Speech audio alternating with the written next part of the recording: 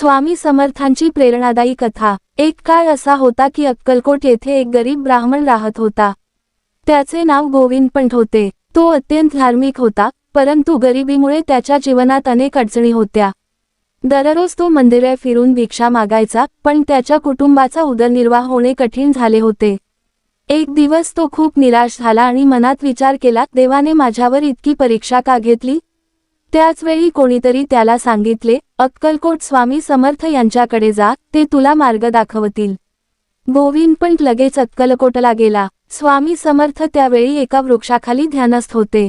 गोविंदपंत यांनी त्यांना नमस्कार केला व आपल्या सर्व व्यथा त्यांना सांगितल्या। तेव्हा स्वामी समर्थ मंद हसले आणि म्हणाले, तू इतका काळजीत का आहेस? जिथे श्रद्धा आहे, तिथे रस्ता नक्की सापडतो। तू उद्यापासून नियमित गायत्री जप कर आणि कोणत्याही परिस्थितीत मन शांत ठेव।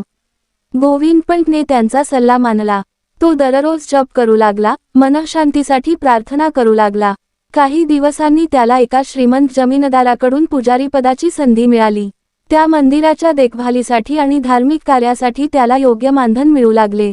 त्याचे जीवन बदलले, गरिबी कमी झाली, त्याचे आत्मविश्वास वाढले, त्याच्या चेहऱ्यावर शांती आणि समाधान दिसू लागले। गोविंदपंत वेळोवेळी स्वामी समर्थांना भेटायला जात असे आणि दरवेळी स्वामी म्हणत, श्रद्धा ठेव, वेळ लागतो पण फळ हमखास मिळते। हे वाक्य त्याच्या जीवनाचे ब्रीद बनले। कित्येक वर्षांनी गोविंदपंत एक यशस्वी आध्यात्मिक व्यक्ती बनला। त्याने अनेक गरजू लोकांना मदत केली। जेव्हा कोणी निराश होई, तेव्हा तो त्यांना स्वामी समर्थांची शिकवण सांगत असे, श्रद्धा आणि सबुरी हेच खरे धन।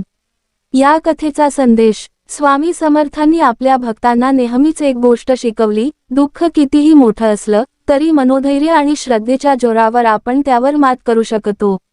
या कथेतून हेच सिद्ध होतं की कोणतीही परिस्थिती असो, जर आपली निष्ठा आणि प्रयत्न प्रामाणिक असतील, तर देव आपल्याला नक्कीच योग्य मार्ग दाखवतो।